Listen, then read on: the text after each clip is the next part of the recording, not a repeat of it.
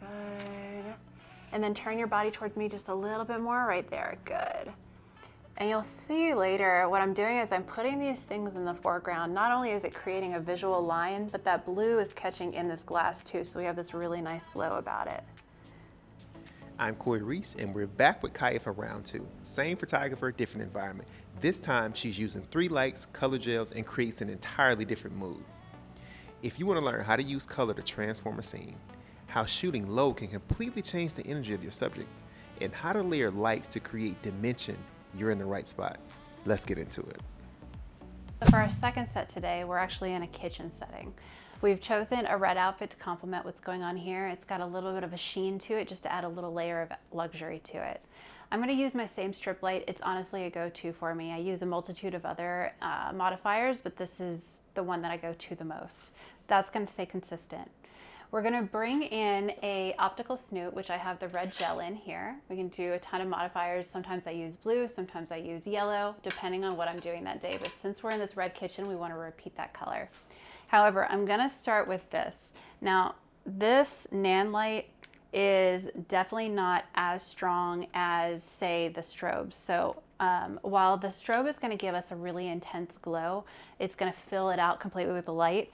This one, even at 100%, is not going to have half the power.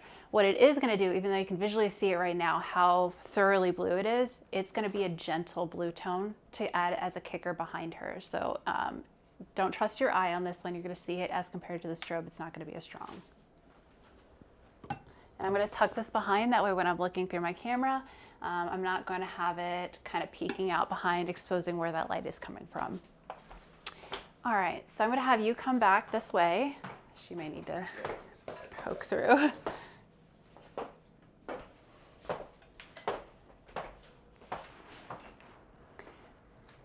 Pull this up. How tall are you? 5'9". Okay, very tall. All right, I'll turn this light off. Now step into that corner right there. I'll pull this forward just a little bit. And I need my camera.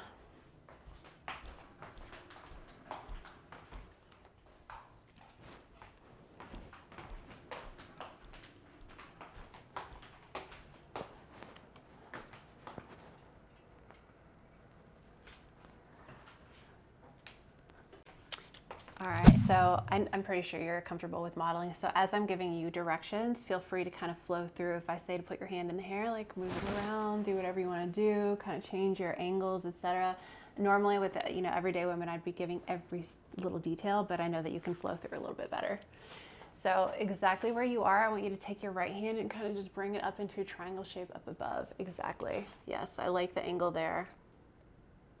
Beautiful.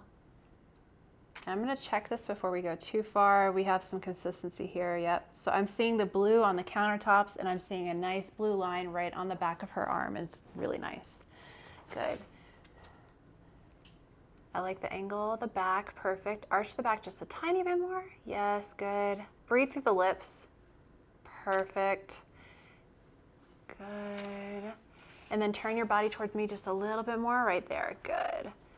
And you'll see later what I'm doing is I'm putting these things in the foreground. Not only is it creating a visual line, but that blue is catching in this glass too, so we have this really nice glow about it. And again, I shoot voyeuristically, so I love to have things in my foreground. Beautiful. Now cut your eyes towards me, give a little bit of a glare. Perfect. Put both hands into the hair, kind of move it around just a little bit. Perfect. That looks good. I like the eye contact on this one. Good, let me change my angle. I'm gonna come directly behind. And then I'll get the focus right on the eyes. Right there is good. Very good. And then I just now noticed there's a little string that's hanging out, so let's go ahead and tuck that one in. We wanna correct these things beforehand. Obviously we have Photoshop, but we might as well do it now. Perfect. Good. I'm going to come from behind here. Good. Bring this arm a little bit back. We want that triangle shape behind the body. Good. I like that look right there. Let me zoom in on it. Good. Look down towards me. Good, now pull the hair back off the face so I can see the light. There it is. Smirkiness. Good. Cut your eyes towards the light now. Very good. We got a lot of good portraits in that one. And it's got a great kind of glow off to the side. So what I'm going to do before we switch is I'm going to turn this blue off and I'm going to bring back my red just so we can see the differences. You can stay there. You're fine. Yeah, you're fine. However, if you wouldn't mind passing me that blue, I'd appreciate it. Yeah, so we'll turn this off completely for now. All right, so a couple more shots. Take a teensy tiny step that way, right there, exactly. Now use your hands to kind of like interact with the necklace or the straps, you know, that type of thing right there. And by stepping backwards like that, we've actually created more of a fill light. So now instead of having all this shadow on this side, we're gonna have it fill the face out even more. We're creating a different mood entirely. Good. And let me make sure that red looks awesome. Let me check. There it is. I'm actually going to pull it off to the side a little bit because right now we got a little bit of a split. So if I pull it to the right, it'll fill. Let's go right here.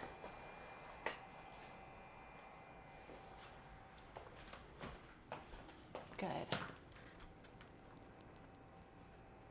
Good. Cut your eyes to the side. Like that. Let me get behind things. Beautiful. Wonderful. We do a couple portrait styles. Yeah, lean back maybe on like your elbows or your hands, anything to kind of create that arch. Good. Perfect. I'm going to show off the long legs, so let me come up from high on this one. Good. I like the eyes closed. Tuck the head back just like you did. That's perfect. Turn your torso towards me a tiny bit more though. Yes. Good. Love it. Okay, I'm going to come around. All right, so let's unplug this. We don't want anything to fall.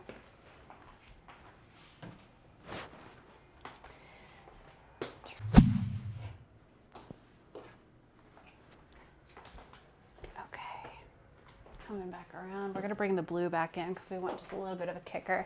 Depending on how bright it is, since there's no shine or there's no cloth to cover up, we can kind of just visually see how intense the light is. If there's a lot of light flooding in, then sometimes it'll actually cast a little bit of a green, simply because of how much greenery there is out there. Today it's pretty overcast, so we're not going to have that issue at all, so we'll kind of control what we're going to look at. And then one of the things, because there's a lot of reflection involved in that, I put some things in the window just to kind of disguise a little bit of what's going on around us. So I'm going to put this right behind you, just be cognizant of that. We'll leave the light mostly in the same spot, but you can, if you want to hop up on the countertop, you can actually sit there. I know, I was like, you don't need a chair, you can just sit back and relax. Sit back and relax. That's the lady. All right, so I'll plug this back in.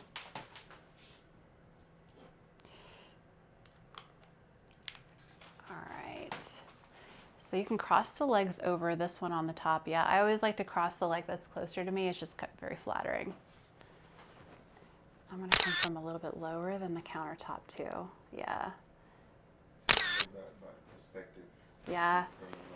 So shooting low, a lot of people get very afraid of that because it's like, oh, we need to shoot from up high on all the models, etc. But I really like it because it adds a certain level of power to it.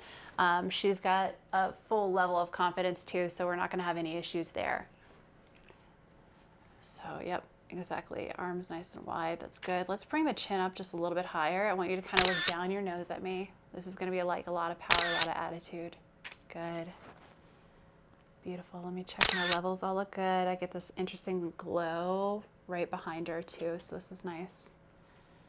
Go ahead and look over your shoulder that direction. Good. We'll get a nice wide shot. And then opposite direction. Let's see which one we like more. Good. Perfect. And then I'm gonna come a little bit closer, so a little bit more portrait style. Maybe reach down to the knees and kind of lean into it. Yeah, hold with both knees. Good, I like the reach, that's really pretty. So let's get the toe, point the toe just a little bit more downward. There you go. Good. Perfect, let me check and make sure that looks awesome. It does. Good. Now, the hard part here is we're a little bit confined in space, so we have to be pretty careful with all the things hanging, etc. But I want to get a nice overhead shot of her laying across the countertop. So you can actually bring your legs up here.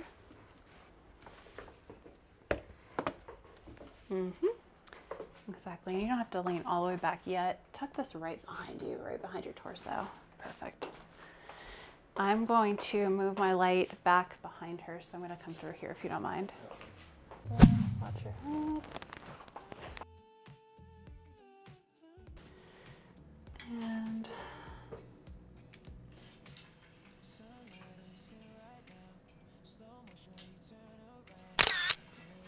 before I do that, actually, let me get this all plugged in too, so I can turn it on. Oh, thank you. Right there.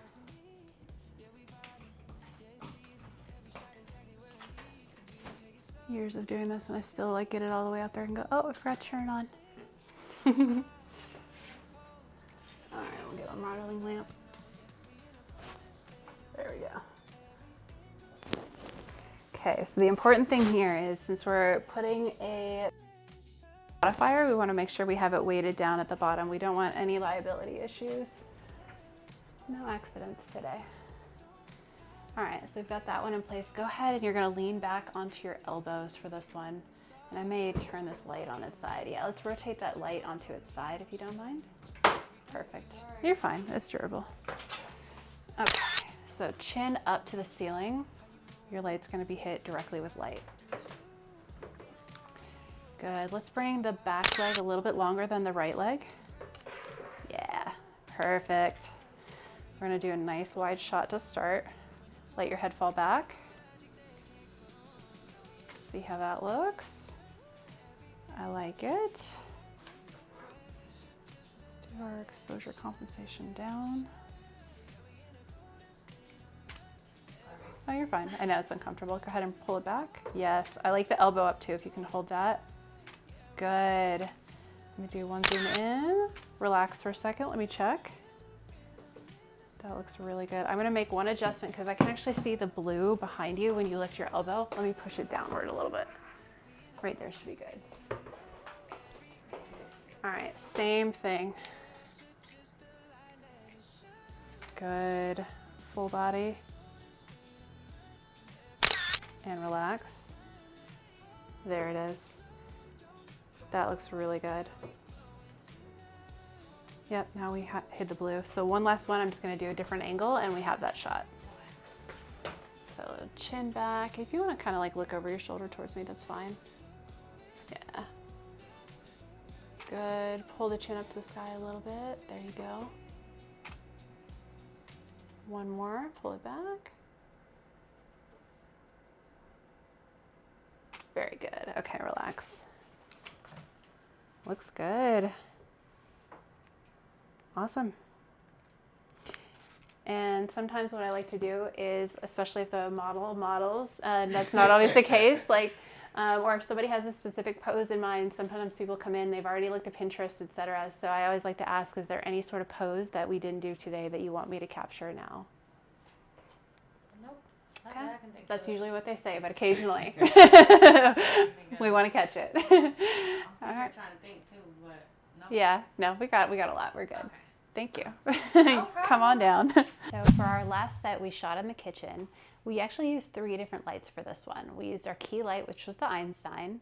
We used our Alien Bee for our red light, and that's through the optical snoot with the red gel.